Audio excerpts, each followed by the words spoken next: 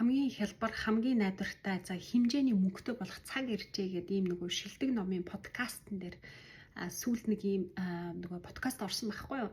За тэгээд энийг нэг хүн судлаад яриад өгөөч гэсэн хүсэлтийн дагуу өнөөдөр ярих гээд бэлдэж байгаа. Тэгээ би өөрөө энэ номын подкастыг сонсох дуртай. Байнга сонсдог юм подкаст байхгүй юу.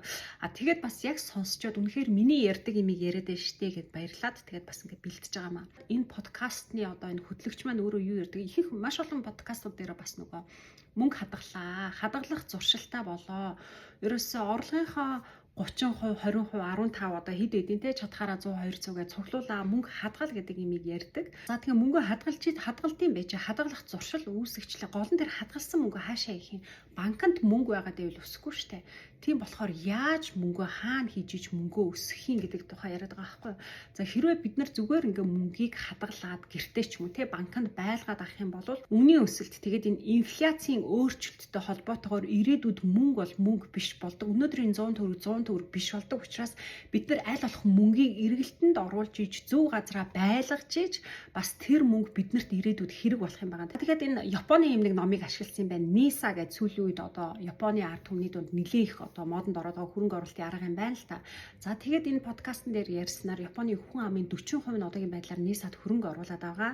За энийг бол ерөнхийдөө нэх мэдлэг шаардаад байхгүй, цаг хугацаа шаардахгүй маш хялбар зүгээр нэг хүн ингээд сард нэг 100 $200 хадгалж байгаа тэр мөнгөө л энэ NISA гэдэг одоо аккаунт руугаа нээгээд авах юм байна л да. NISA гэдэг нь Nippon Individual Saving Account гэсэн Япон хувь хүний хадгаламжийн данс гэсэн ийм данс юм байна л да. Энэ одоо яадаг вэ гэхээр би товчлоод яриад явчих те. Ерөөсөө л Америкийн S&P 500 гэдэг одоо нөгөө индекс аккаунт байна штэ.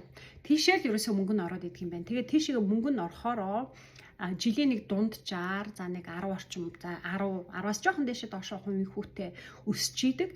Тэгээд энэ подкастн дээр болохоор зэрэг 60 жилийн дундчийг ярьж илээ. Энэ S&P 500-ийн 60 жилийн дундаж өсөлт бол 10% та өсөж байгаа. За би бол хэлдэг S&P 500 үйлчлэгчтэй ч хэлдэг. За мөнгө одоо видеонууд дээр ч хэлдэг. S&P 500-ийн өсөлт бол сүүлийн 20 жилийн дундаж бол 8% хүүтэй байгаа. S&P 500 гэдэг маань өөрөө Америкийн топ 500 компани хувьцаа байгаа учраас энэ групп хувьцаа учраас энэ дунд нэг компани дампуураад ч юм уу нэг нь сайн ажилласан ч гэсэн нэг нөлөө байхгүй дундчийг дагаад өсөөд явдаг учраас маш эрсдэл багтай яг энийг хэлээд идэг. За тэгээд Японы ард түмэн гэсэн өнөөдөр яг л энийг хэрэглээд байгаа юм байна л да. За тэгээд энэ подкастн дээр яг энэ тухай ярьсан байлаа. За тэгээ мөн одоо яаж хөрөнгө оруулах вэ те. Тэгээд энэ гол нь бас нөгөө Японд яг энэ хэрэглэж байгаа хүмүүс нь энэ давуу тал нь NISA дээр энийг ингэж хөрөнгө оруулсны давуу тал нь бас татваргүй авдаг юм байна. Тэгэхгүй болохоор зүгээр одоо ямар нэгэн байдлаар авшиг гарах юм бол японочууд ч бас нэг 20% мөн 30% татвар төлөөд идэг юм байна штэ. За тэгээд энэ их модонд орж байгаа ном юм байна. За одоо энэ NISA ч Японд модонд орж байгаа арга юм байна. За тэгвэл тэр Японд байгаа хүмүүс одоо яг энэ Америкийн S&P 500 гэдэг энэ компани групп хувьцаа компаниудын групп хувьцаа индекс аккаунтыг ашиглаад мөнгө өсгöd идэм байжээ. Америкт байгаа бид нарт үл энэ боломжийг яагаад ашиглаж болохгүй байгаа, яагаад ашиглаж чадахгүй байгаа нь тий. Тэрэн дээр одоо би ингээд жоохон өнөөдөр задлаад ингээд бас цаашлуулад үргэлжлүүлээд ярья. За тэгээд Америкт бол хөрөнгө оруулалтын маш олон боломжууд байгаа шүү дээ. Сток төр хөрөнгө оруулж болно. Сток пик гэж хийж болно те. Энэ дээр бол маш их судалгаа шаардлагатай болно, цаг шаардлагатай болно. Одоо юу гэдгийг Нью-Йоркийн хувьцааны хөрөнгөний зах зээл нээгдэхэд одоо Нью-Йоркийн цагаар өглөө хэд гэдгийг 5-6 бол одоо Калифорни хаач хийсэн тэр үед бэлэн байгаад ингээд хараад сууж идэг. Ерөнхийдөө маш их нэрв шаардна. Одоо энэ хөтлөгчийн маань хэлснээр ерөнхийдөө сэтгэлийн тэнхийг шаардах юм байгаа байхгүй юу? За тэгээд сток төр хөрөнгө оруулахын тулд сток гэх юм бол нэг одоо сайн амжилттай яваа компанийг сайн судалж агаад тэр компанийхаа хувьцааг худалдаж аваад хэрвээ эвгүүтгэхээс өмнө л зарж ашиг хийж чадах тэр тухай яриад байгаа байхгүй сток пик гэж хийдэг. Энэ бол хэрвээ үнэхээр сайн хийж чадаад сайн судалгаа хийж чадах юм бол үнэхээр их ашиг олж чадна. Үүнийгээ дагаад маш их эрсдэлтэй. Хэрвээ за унтсан хойгоор нөгөө компани хувьцаа унаад ямар нэгэн байдлаар одоо CEO одоо тэр удирдлагууд нь нэг жоохон эвгүй мэдэгдэл хийгээд ч юм уу те ямар нэгэн байдлаар хэрвээ хувьцаа унахал юм бол тэр хүн мөнгө тэр чигээр нь алдах эрсдэлтэй байхгүй юу. За тийм учраас энэ бол миний хувьд бол энэ бол Миний хийх сонголт бол биш. За дараагийнх нь болохоор зэрэг ETF, за Exchange Trade Fund гэдэг байгаа. За энэ болохоор зэрэг ялгаагүй групп хувьцаа. Гэхдээ ялгаагүй бас ингээд тэр яг нөгөө арилжааны үедээ нөгөө зараад юу гэдгийг нөгөө трейд хийгээд яваад идэх юм байна л та. Тэгэхээр энэ дээр бас нерв их шаарддаг гэдэг жилээ. Тэгээ энэ нөгөө подкастын хөтлөгч маань өөрөө бас яг нөгөө ETF-ийг ашигладаг байсан гинэ. Тэгээ сүүлийн 10 жилийн хугацаанд ETF-ийг хийсэн ч гэсэндээ маш их судалгаа хийсэн ч гэсэндээ ер нь нэгсэн ашиг олж чадаагүй гэдэг лээ. Тэгэхээр маш их сэтгэлийн тэнхээ хэрэгтэй, сэтгэл хөдлөлөө удирдах чаддаг, тэр тоон үзүүлэлтийг харж чаддаг хүмүүсийн хувьд бол хийх болно бас ашиг гаргаж чадна. Гэхдээ зүгээр нэг сэтгэл би бол өөрөө сэтгэл хөдлөл айгүй ихтэй байхгүй. Тэгэхээр миний хувьд бол энэ жоохон унгууд нь санаа зовоол нойр хүрэхгүй. Тэгэл жоохон өсөнгөт нь баярлал ингээл бас газ зарчих гал ингээд идэх хүмүүст бол хэрэггүй байхгүй. Тийм болохоор одоо яг юм сэтгэл хөдлөлтөө тийм хүмүүсийн хувьд энэ шилдэг номын подкаст дээр ярьдаг шиг ерөөсөө индекс аккаунт л байгаа байхгүй. Энэ бол хугацаа орно. За тэгээ групп хувьцаа тий. Тэгээд энэ яг индекс гэдэг энэ нөгөө групп хувьцааг ярьж байгаа дээр хоёр төрлийн аккаунтыг би бас өнөөдөр жоохон дэлгэрүүлээд яриа. Индекс аккаунт гэж байгаа тий. S&P 500 index, за тэгээ олон янзын индекс аккаунт байгаа л да. Гэхдээ S&P 500 бол ерөнхийдөө үзүүлэлтийн хувьд за тэгээ Япончуудын хэрэглээд байгаа энэ бол бас аягүй сайн аккаунт байгаа. Америкийн топ 500 компани хувьцааг дундажлаад дагаад өсөөд явдаг. Тэр тунд зарим нэг нь муу стресс, сайн ч бай ингээд дундчилж байгаа учраас ерөнхий үзүүлэлтийг дагаад явдаг. Маш тийм нөгөө эрсдэл багтаа байхгүй юу? Урт хугацааны хөрөнгө оруулалт болно. Хэрвээ сард яг их хэмжээний хөрөнгө оруулалтыг нэг дор хийчээд тэндээсээ ашиг гаргаж байгаа бол өөр асуудалтай.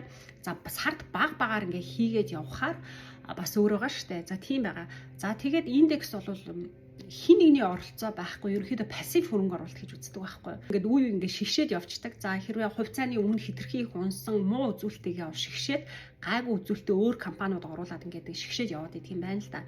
Тийм учраас энэ бол пассиваар ямар ч хэсэг ингээд өөрийгөө менеж хийх ингээд явждаг. За тэгээд Америк хүмүүсийн дунд бас нөгөө mutual fund дээр хөрөнгө оруулалт хийх дуртай байдаг.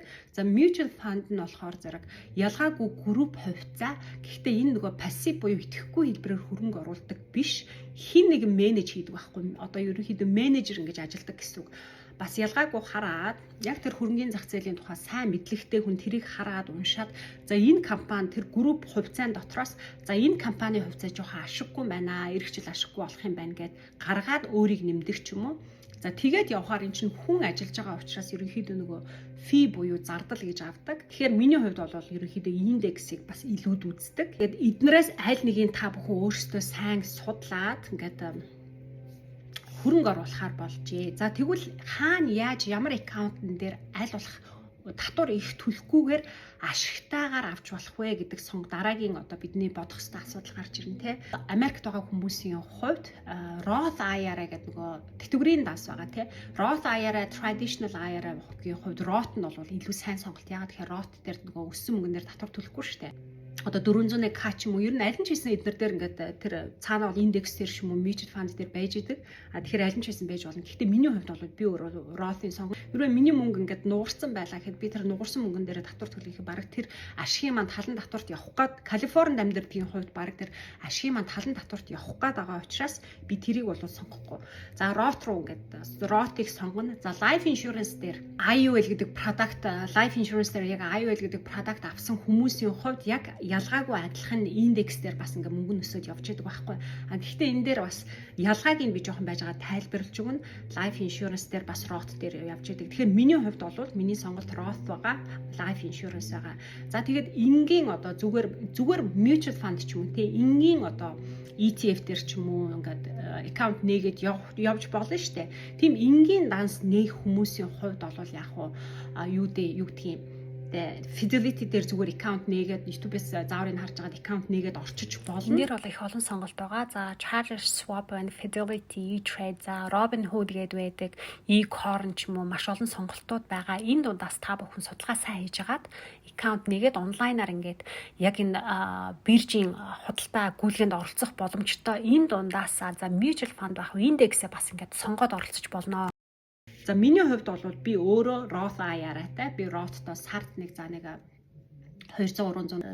хийгээд автоматар татуулаад тэгээ явж идэг. За Roth IRA-гийн хувьд татвар төлөхгүй, татварынхаа дараах мөнгийг хийж байгаа учраас би татвар төлөхгүй. Гэхдээ би дуртай үед авч чадахгүй. Энийг авч эхлэх хугацаа бол 59.5 буюу тэтгэвртэй гарах үедээ л эн чинь нэгэн тэтгэврийн данс юм чинь тэтгэвртэй гарах үедээ л авч хэрэглэнэ. Тэгэхээр одоо яг тэр сэтгэл санаагаа бэлтжээд бас ингээ баг багаар мөнгө хийж байгаа байхгүй тийм байгаа. За тэгээд life insurance-ийн хувьд бас авдаг гэдээ ярьсан тий. Тэгээд life insurance авангаа давхар нь индекс рүү хийчихэж байгаа байхгүй юу. За life insurance дээр бол мэдээж иншурансийн бүтээгдэхүүн авч байгаа учраас энд иншурансийн зардал гэж гарнаа. Одоо жишээлбэл те би life insurance сар болгон $300 төлдөг байлаа гэж.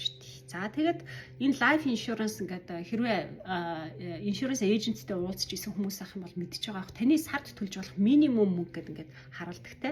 За энэ минимум бол ерөнхийдөө даатгалын зардал гэдээ ойлгож болно. За тэгээд даатгалын зардлаас ингээд энэ бол таны төлөх хамгийн боломжит хөлбөр гэдээ харуулдаг штэ. Тэр минимумаас гарч байгаа таны тэр төлсөн мөнгөний минимумаас гарч байгаа тэр зөрүү бол яг сток руу орж байгаа байхгүй юу? S&P 500 ч юм уу те. Ягаад энэ иншурансийн зардал гарч байгаа гэхээр энэ иншурансийн Америкт энэ иншуранс бол өөрөө бас үнэтэй штэ. Тэгээ ялангуяа life insurance худалдаж авч байгаа. Дээрээс нь тэр life insurance чинь зүгээр life insurance-тай биш. Өвдсөн үедээ бас тэрийг ашиглана гэж байгаа учраас эн чинь бас зардал гарах учраас тэгж байгаа маа. Хэрвээ нээлгцэн явж байгаа бол минимума хэд гэдгийг мэдчих. Хэрвээ минимум таны сард төлж болох минимум чинь тэд гэдгээ мэдчих юм бол за тэр чинь даатгалын зардал юм аа. Яг нь минимум төлөөд явсан ч гэсэн тодорхой хугацааны дараа тодорхой мөнгө эргүүлээд авна. Гэхдээ яг стокийн тэр индекс аккаунтыг одоо бүрэн утгаар нь ашиглаж чадахгүй байхгүй. Life insurance дээр ингээд мөнгөө бас ингээд яагаад life insurance-ыг одоо би сонгосон бэ? Би өөрөө life insurance agent. Гэхдээ би бас өөртөө нөхөртөөчдөр одоо 2-3 policy та байхгүй. Яагаад ингэж сонгосон бэ гэхээр энэ татвараас чөлөөтэй өсгөнөө. Би даатгалын үйлчлэгээ авангаа давхар энэ дээр ингээ оруулчихаар би татвараас чөлөөтэй мөнгө өсгөж байгаа байхгүй юу? За хэрвээ өвтгөл тэр бүх эрсдлээ тооцоод ингээ эхэлсэн байгаа. Яг миний хэрэгэлдэг болвол Roth IRA байна. Тэгээд life insurance байгаа тий. За тэгээд энэ хоёрын ялгаа бас юу ээж болох вэ гэдгийг бас би өөрөө судалж үзсэн. Тэгээ би алинд нь ер нь хамгийн сайн хөрөнгө оруулалтаа хийж болох вэ? Алинд нь илүү анхаарлаа хандуулах вэ? Эсвэл яг 50-50% таа явах уу гэд би өөртөө ингэж судалгаа хийсэн байхгүй юу? За тэгээд Roth бол яг хугацаа хэрэгтэй. Би өнөөдөр 40 настай, би за 60 настайгаас аавна гэхээр би 20 жил зүгээр тэр ингээ мартан те. Эцсийн донд өвдөх ч юм уу ямар нэгэн болоход эндээс бол ямар нэгэн үйлчлэгээ авахгүй штэ. Тэгэл яг цаг нь болохоор л мөнгө аавна. За тэгээ Roth-оос хэрвээ би тухайн үед миний өнөөдөр сард хийж байгаа $200-300 одоо 20 жилийн дараа нэг 100,000-200,000 болчлоо гэж бодоход хэрвээ би тэр мөнгөө бүгдийг хэрвээ гаргаад авчий те. Тэгхийн бол ямар ч хүү өхгүй зогсчихж байгаа байхгүй. Тэгэл тусаа. Хүү өхгүй тэгэл зогсчихно. Тийм байгаа. За харин life insurance дээр би өнөөдөр life insurance ингээд хийлэгдсэн байлаа гэж бодоход 60 нас хүрэхээс өмнө юм яаж мэдгүй өвдөх юм бол харин би их хэмжээний мөнгө гаргуулад авах боломжтой байгаа штэ. Тэгэж ашиглаж болно. За би хэрвээ нас орох юм бол ядаж арга гэртээ мөнгө үлдэн те санаа зовхгүй нүд анх нь штэ. Тийм байгаа. За тэгээ life insurance-ийн өөр нэг давуу тал нь юу вэ гэхээр би энэ чинь нөгөө ялгаагүй индекс руу орж байгаа. Индекс дээр ороод өссөн мөнгө нэг миний өнөөдөр хийж байгаа $200-300 нэг тодорхой хэмжээгээр өссөн байлаа гэж тэ. Тэр мөнгөө би гаргаад авцсан ч гэсэндээ нөгөө хүнээс өсдөг процесс зогсдоггүй байхгүй. Энийг болохоор зэрэг нөгөө participating interest гэж хэлээд байдаг. Тэгээд яг энэ хүнээс өсдөг энэ процесс зогсохгүй учраас би за life insurance дээр ч гэсэн ялгаагүй бас арай жоохон төвлөрөөд явхад нэг тэрхүү нээсэн байгаа энэ life insurance дээр би арай жоохон ахиухан мөнгө хийгээд явхад дахиж нэмж нөгөө cost of insurance гарахгүй учраас яг цэвэр индекс рүү орохоор энэ илүү ашигтай байна гэж үзээд би яг нөгөө life insurance руугаа мөнгө хийгээд байгаа байхгүй.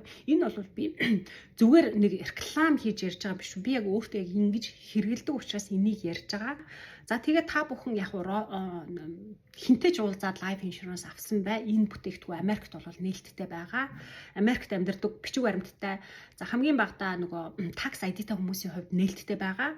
За тэгээд гол нь life insurance хийдэг нөгөө эйжентүүд, даатгалын эйжентүүд зөндөө байдаг штэ. Энэ дээр юун дээр анхаарах вэ гэхээр одоо яг нөгөө coverage хэтэрхий өндөр одоо нөгөө амьд даатгалаа хэтэрхий өндөр авчихаар cost of insurance гэдэг нөгөө саяны яриад байгаа яг иншурансийн зардал өндөр гарах гэдэг учраас энийг мэдчихэд минимум нь их байх юм бол таны тэр сток руу ордог мөнгө чинь бага байна гэсэн үг. Тийм болохоор хэрвээ минимум төлбөрөө бага байлгах гэх юм бол таны life insurance чинь жоохон бага байвал зүгээр.